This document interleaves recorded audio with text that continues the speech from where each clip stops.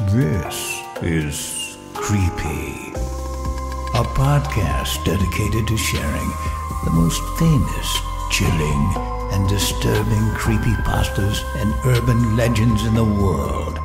Whether these stories truly happened or are simply fabrications is for you to decide. These stories may contain graphic depictions of violence and explicit language. Listener discretion is advised.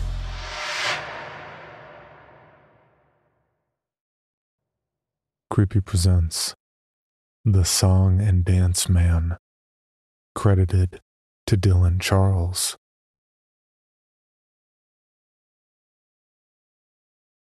There are a few left alive who remember the Song and Dance Man.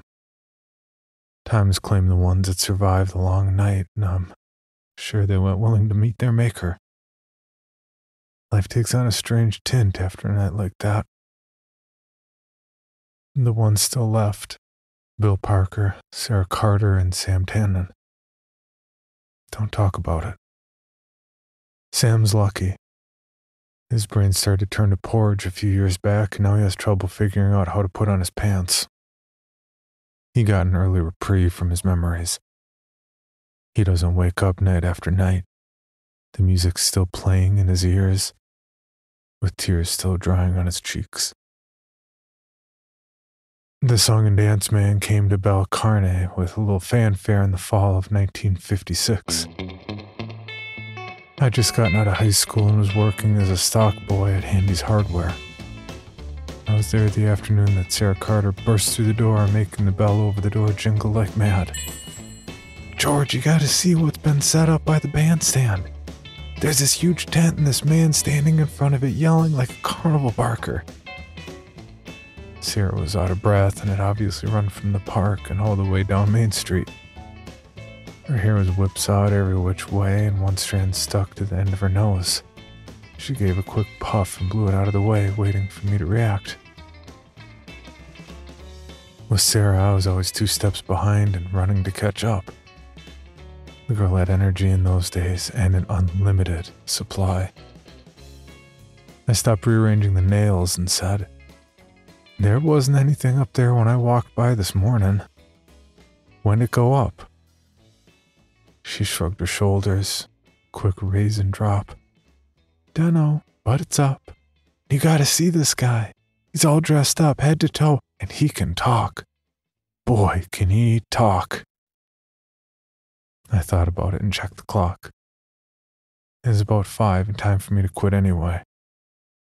"All right, let's go check it out then." Sarah grinned from ear to ear and was gone.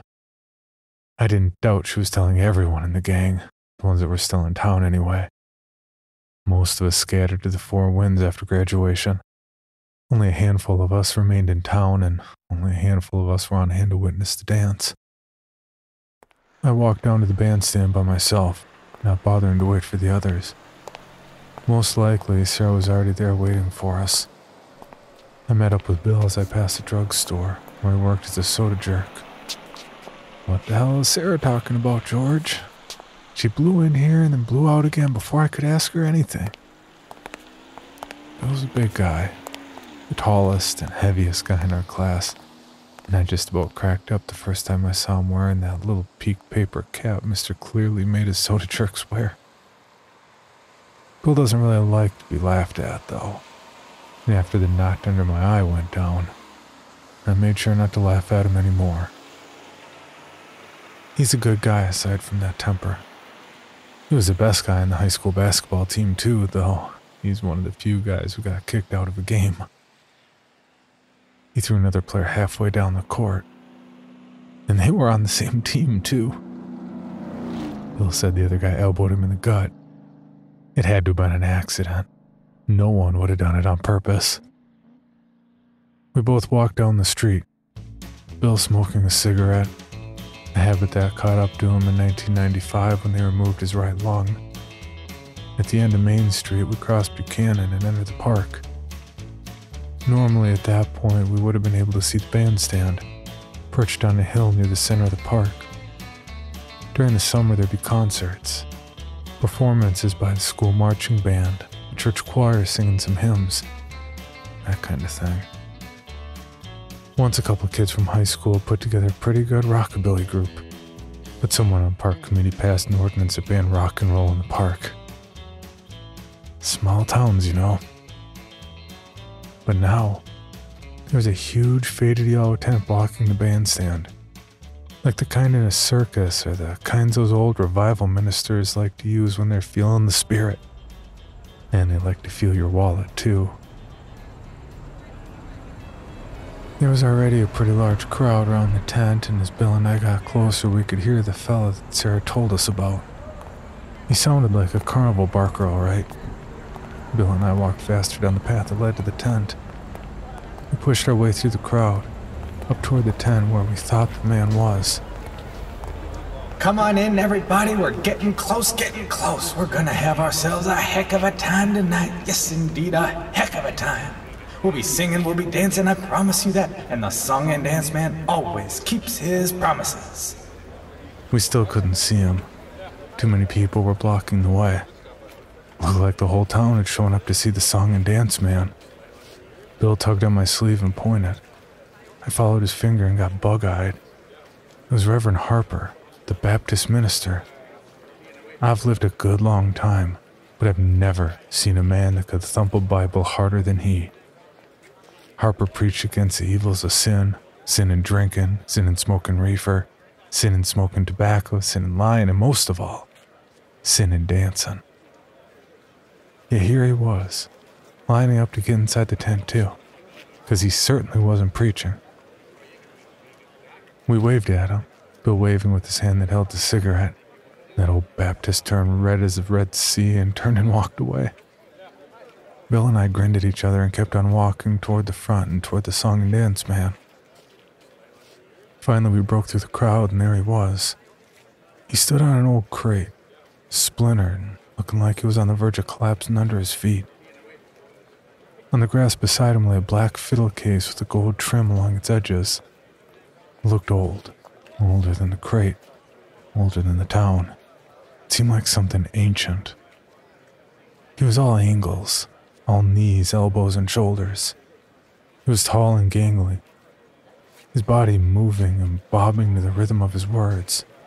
He wore a red and white pinstripe jacket, looking like he belonged in a barbershop quartet. The straw hat sat on his head, always getting pushed back or pulled forward by his long-fingered hands. Long, six-fingered hands. I stared when I saw it. I had read that some folks are born with 6 fingers, but reading about something and seeing it are two different things. His eyes just about flashed blue lightning as he spoke, and sparks nearly flew from those white teeth, and he just never stopped talking. He didn't stop for breath, for questions, or anything. He just kept up that pattern like his very soul depended on it. All right, we're getting close, getting real close. Yes, we are. Are you ready to dance? Are you ready to sing? Because I'm ready to play my fiddle. Yes, I am. Got a fiddle at my feet, and I'm ready to play, ready to make those strings sing. Can you believe it? He clapped his hands, and that's as close to a pause as he was willing to do. Sarah and Sam came up to us now, having found us in the crowd. Sarah elbowed me in the rib and said, "What'd I tell you? Looks like he should be in a carnival trying to get us to see that bearded lady or something."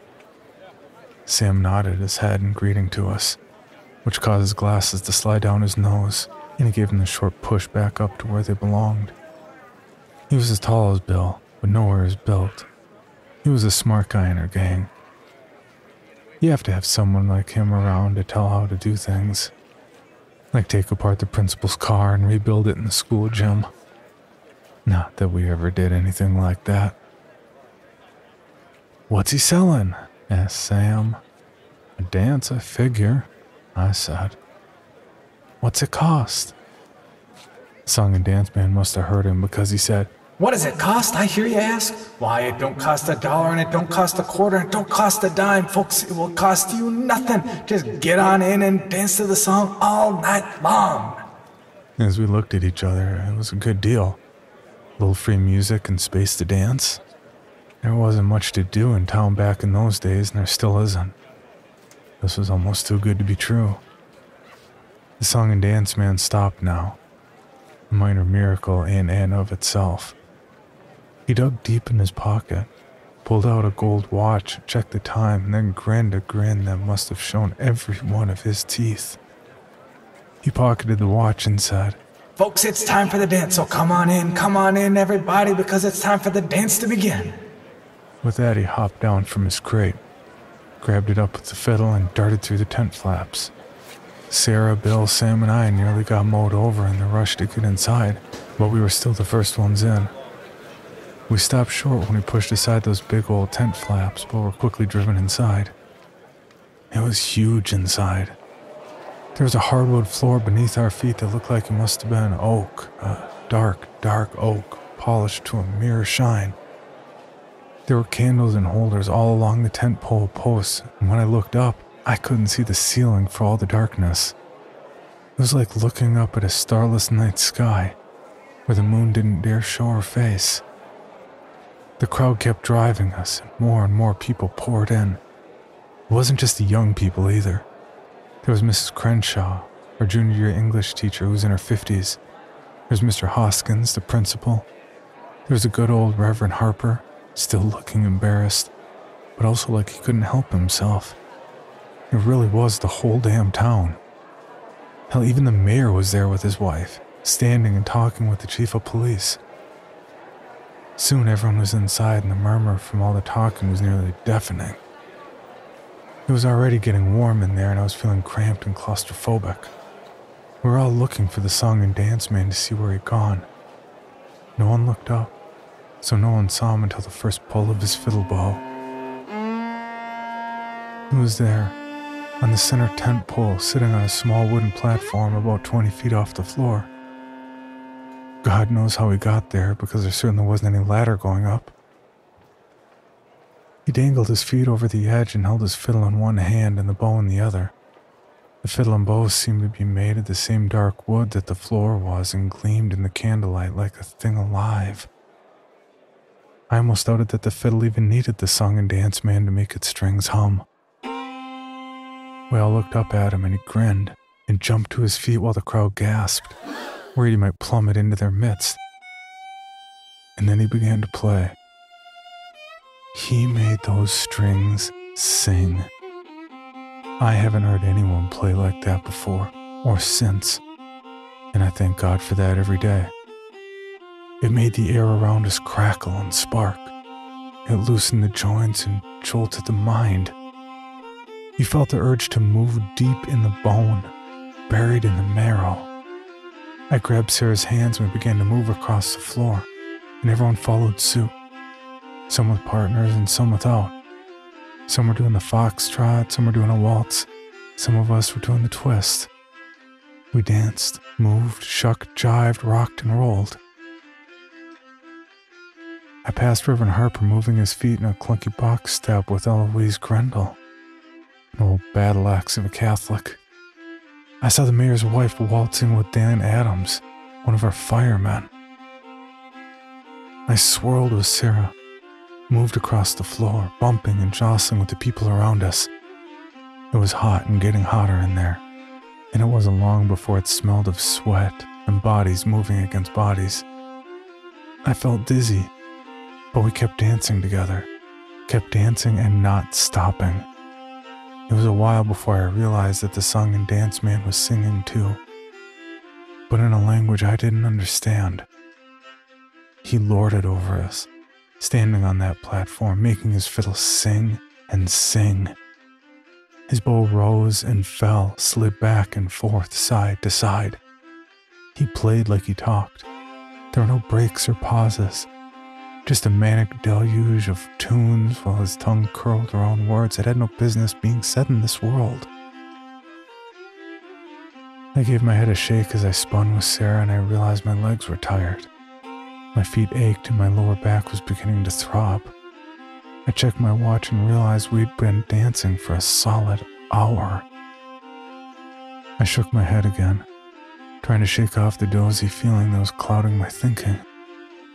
Sarah! I cleared my throat. I'd only spoken in a whisper. My tongue felt thick and funny. I tried again. Sarah. Louder this time. But she still didn't respond and we kept dancing. I shook her, but she didn't respond. I kept shaking her until I realized I was doing it in time with the music.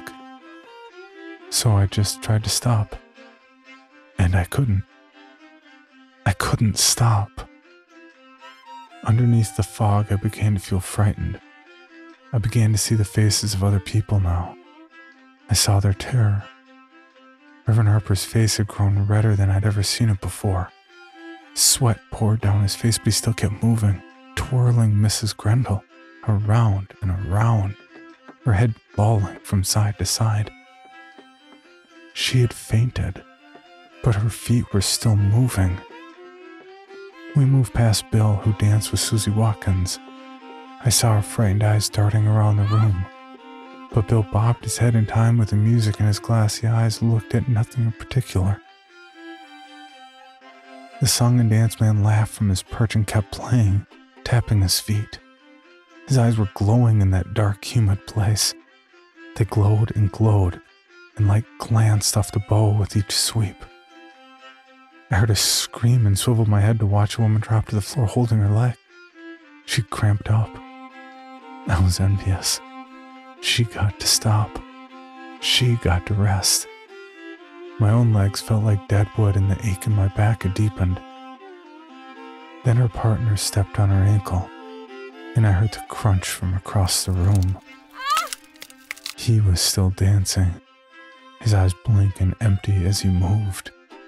She screamed again and started to crawl away, but instead stood up. She started to dance, bringing her weight down on the broken ankle again and again and again. I turned away, but I couldn't block the sound of her sobbing. The music ran on. I checked my watch again, and it was 3 hours now. We didn't flag or falter. We kept up the same speed as the fiddle. Damning fiddle. Wrapping our feet against the floor. Never mind the blisters that burst. Never mind the broken toes or broken ankles. Never mind that deep pain buried in the spine that refused to go. Never mind old hearts and bad knees. We kept up that frantic pace as one mass, a bobbing, thumping, jumping creature with one mind. Reverend Harper died at one point. I watched it happen. He was holding up the still fainted Mrs. Grendel, whose feet still moved with the music.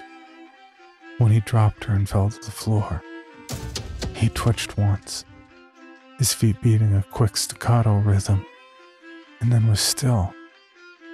Mrs. Grendel got back up and kept on moving. I watched Harper as I danced, trying to see if he was breathing. He wasn't. I swear to you, he wasn't. But he still got back up. He was dead, but he still got back up and began to dance again. He turned to look at me and grinned the song and dance man's grin. His eyes were red, filled with blood from whatever had broken in his brain. I watched as a single red tear rolled down his cheek. I shut my eyes and kept moving. Harper wasn't the last. He probably wasn't the first. The old and the sick were the first to drop, no matter what it was. Exhaustion, heart attacks, hemorrhages, somewhere deep inside. They died. Then they got back up and kept dancing, grinning their grins. I passed Lizzie and Sam. He'd lost his glasses at some point. His eyes darted around, terribly aware. I looked at his leg and saw a Judison bone tearing through his denim jeans. There was a trail of blood behind him, and as he swirled, the spray landed on the legs of the people around him. He stepped on that broken leg, twisted on it, and jumped on it all in time with that fiddle. The night passed. I remember stepping on something at one point, and I realized I just crushed Mrs. Dempsey's right hand. She was lying on her back on the dance floor. She'd been stepped on time and again. I could even see a man's shoe print on her stomach. Her head had been caved in, and her chest beneath her dress had a sunken look, and still she was trying to get up and keep moving. The smell of blood mixed with the sweat, and I couldn't breathe anymore. The air was thick, and from all around I could hear cries and screams, but nothing that drowned out the fiddle or the song and dance man singing. And then it stopped. I danced one more step, and then stopped myself. I looked up at the platform. We all did, craning our necks upward. He was checking his pocket watch. All right, folks, that's all for tonight. The dancing is done and the morning is come. You may leave if you can walk, and you should walk because this song and dance man is gonna be gone. We all stood there, like stunned cattle, then marched to the tent flaps. No one ran because they couldn't. It was a miracle we could walk. Sarah stepped ahead and left, but I stayed behind. I turned and looked, and saw at least 20 people still standing there. Harper was among them. They were all grinning, their eyes empty. They stood and made no sign of wanting to leave. Go on now, friends. A song and dance man has what he wants, but he'd be glad to add you too if you tarry and dally too long. I looked up at him and saw him smile. Then I turned my back to him and left the tent. When I turned back again, it was gone, along with the people inside. That's a story of what happened. The others won't tell it or pretend it never happened. Never mind the 20 people that vanished that night, the mayor's wife included. They'd rather not think about it. Sarah and I took Sam to the hospital over in the next county, far from folks that knew what had happened. They had to remove his leg. Sam was quiet before, and quieter still after, pulling odd jobs that a one-legged man could do. He doesn't move around much nowadays, just sits on his porch, cane across his lap, massages the stump with his hand. Says it bothers him on cold nights, and warm nights, and wet nights, and dry nights. Bill left and joined the army and stayed in long enough to fight in Vietnam and won a bunch of medals. He came back and settled down to drink and drink hard. And if you want to find him, you can find him in Eddie Dixon's bar. No matter how drunk he gets, though, he doesn't talk about that night. None of us much saw Sarah after. She came through the best, but that's how she always was. She left and went to college, but like Bill, got pulled back to Belcarne. She teaches over at the high school now, teaching English to the juniors. I stayed here, plugging away at the hardware store. I ran it for a while, but now I don't do much of anything. I just sit around with Sam, talking about things sometimes, though not often. If I stay too late, if I stay too long, I'll see his eyes go glassy behind those Coke bottle lenses and he'll disappear into himself. And I'll catch him humming a faint trace of a song, and the hair on my neck stand on end and goosebumps rise on my arms in great knots. My foot will start to tap a small beat on the hardwood porch, and a big wide grin will spread across Sam's face. The grin of the song and dance man.